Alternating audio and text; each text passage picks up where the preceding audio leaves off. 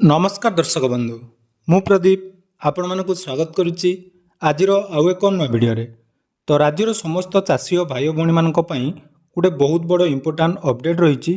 गत 29 तारिख दिन जो बात्या मंथार प्रभाव में राज्यर विभिन्न अंचल में प्रबल वर्षा जहाद्वारा कि चाषी और भाई भौणी मानकर जो सबू चाष कार्य करा अमल समय बर्तमान जदि देखा धान चाष कर चाषी और भाई भौणी मानकर फसल जहाँकि नष्ट होती तेणु राज्य में प्राय अधिकांश जिले में बात्या मंथा प्रभाव में जो वर्षाटी लगी रही जहाँफल चाषी और भाई भौणी मानकर बहुत सारा क्षयक्षति होती।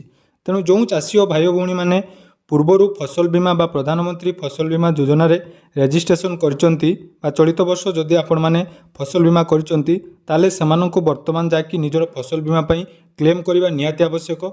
या सहित राज्य सरकार तरफ आज जाकि विभिन्न जिलार जो सब क्षयक्षति होती ताकू नहीं विभाग तरफ प्रत्येक जिलार जिलापाल को एने निर्देश दि जाएगी। तेणु बात्या प्रभाव में जदि आपण मानकर फसल क्षयक्षति होती तापाई आपण मानकर वर्तमान जाकि निजर फसल बीमा क्लेम करें और राज्य सरकार तरफ मिलवाई जाऊथुबा सहायता राशि आपण माने पाई परिबे। यापाई किछि निर्दिष्ट उपाय रही जोटा कि आपण मानकु करिया पई पड़िबो ताद्वारा जहाँकि आपण माने आगामी समय रे जेतेबेले आपण मानकर क्षयक्षतिर जांच करा जिवो बा आपण मानकर सहायता जदि राज्य सरकार तरफ आकलन करी प्रदान करा जाए ताले आपण माने पाई परिबे। तो आसंतु एने आपण माने कौन कौन प्रोसेस रही से विषय संपूर्ण डिटेल्स जानिबा। ता पूर्व जदि चैनल को प्रथम दर विजिट करछंती वीडियो को लाइक करेंगे, चैनल को सब्सक्राइब करने सहित पाखरे थिबा बेल आइकन को क्लिक करी ऑल ले सेट करदेवे।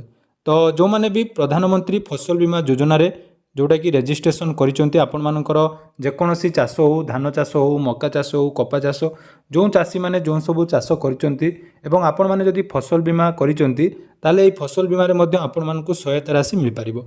जेहेतु प्राकृतिक विपर्यय जोगु आपण मानकर जदि सठिक भाव में जांच करेंगे बा सठिक भाव में जदि आपण माने डॉक्यूमेंट सबमिट करेंगे ताले आपण मानकु फसल बीमार सहायता मध्य मिल पारिबो।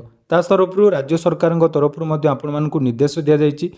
आज जाकि समीक्षा बैठक करा जिवो एवं प्रत्येक जिलार चाषी क्षयक्षति मध्य आकलन करा जिवो। जदि आपण माने फसल बीमा रे निजर जमी को रेजिस्ट्रेशन करचंती ताहले या पई हमर किछि सिंपल प्रोसेस रही जोड़ा को आपण मानकु 3 दिन मध्य करबा निहाती आवश्यक। ताकू जदि आपण मानकर देखिबे तारे खरीफ फसल धान मंथा बात्या जोगु जदि जमी रे कादुरे लोटी पड़िथिबा धानर क्षयक्षति राशि आपण माने पाइबा पई चाहुचंती ताले जानिथिबे आमर फसल बीमार गाइडलाइन अनुसार क्षयक्षतिर 72 घंटा मध्य आपण मानकु जाकि क्लेम करिया पई पड़िबो।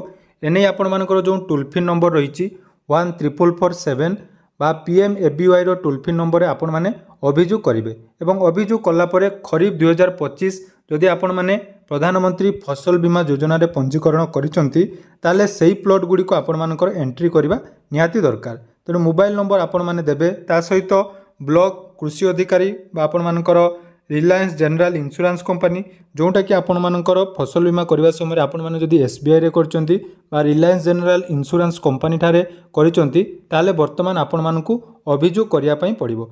एवं आउ गोटे इम्पोर्टाट कथा जदि आपण मानकर अभियोग आपण माने जोटा करिसंती जदि केही क्षेत्र परिदर्शन करिया पई विभिन्न समय आसी नथांती तेणु ता पई आपण माने कोन करिवे ना निज मोबाइल ले GPS रे जो फोटो उठा जाए जानिथिबे GPS ऑन करी निज निजर फोटो उठेबे ता सहित वीडियो मध्य आपण माने करिवे। एटा जोटा कि मोस्ट इम्पोर्टाट आपण माने करिबा निहाती दरकार। टोल फ्री नंबर आपण माने जदि फसल बीमा करिसंती ताले 14447 रे आपण माने जोटा कि कंप्लेन करि परिबे। या सहित राज्य सरकार तरफ आपण मानक पई जोटा कि घोषणा करा जायछि बा राजस्व मंत्री मध्य एने सूचना दैछंती जहाद्वारा कि आपण मानकर जोटा कि प्रत्येक जिलार जिलापाल तरफ जो जो एरिया रे जो क्षयक्षति होती तार आकलन मध्य करा जाउछि। ता सहित दर्शक बंधु जदि आपण माने वर्तमान गोटे डिजिटल सेविंग अकाउंट ओपन करिया पई चाहुचंती ताले आपण मानक पई किछि गुरुत्वपूर्ण टिप्स जाकि मु नै आछि जोटा कि येस बैंक तरफ आपण माने वर्तमान निज मोबाइल ले जोटा कि घरे बसी बैंकिंग रो सुविधा नहीं पारिबे एवं जो बैंकिंग रे आपण मानकु बहुत सारा बेनिफिट मिलिबो जो थिरे आपण माने 5% पर्यंत जोटा कि एनुअल इंटरेस्ट रेट मध्य पाई पारिबे।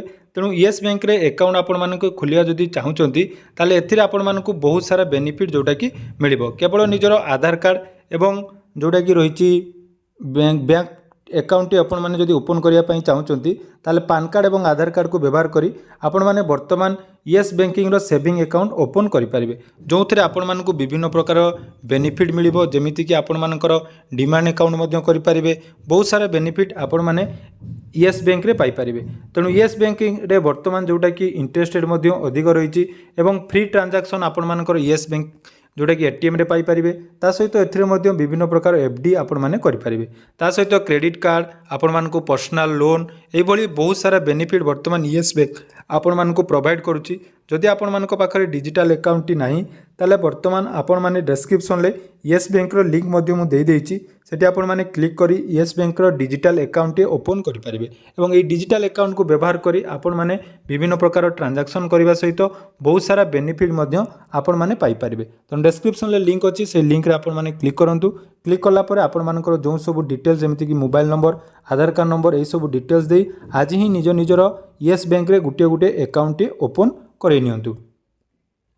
तापर देखंतु आपण मानकर मंथा प्रभाव रे जो आपण मानकर विशेष करी जदि आमे देखिबा गजपति गंजाम मयूरभंज एई सब जिल्ला रे अधिक वर्षा हिची, तेणु ताकू आधार करी आमर 33 टी ब्लॉक 11 टी सहरांचल विशेष मात्रा रे प्रभावित होईची। तेणु आमर राजस्व मंत्री सूचना अनुजाई आज क्षयक्षति आकलन करा एवं 3 दिन मध्य राज्य सरकार जोटा कि चाषी को यार क्षतिपूरण प्रदान करेंगे। तेणु आपण मानक जो जो प्रोसेस मु कहली से प्रोसेस रे आपण माने निज निजर फसल बीमा वर्तमान क्लेम करेंगे। नले सबुठारु बेस्ट आपण माने निज निजर जो क्षयक्षति होती तार वीडियो एवं फोटो उठे रखुँ, जितेबाला आपण मानकर फील्ड विजिट हम से समय आपण माने ताकू देखै पारिबे। तेणु 3 दिन मध्य जाकि सरकार तरफ निर्देश दि जाइए हे तो आकलन को आपण मानकर फील्ड वेरिफिकेशन नहीं पारे। तेणु से विषय में आपण मानक परवर्ती वीडियो रे मु डिटेल्स अपडेट दे देबी।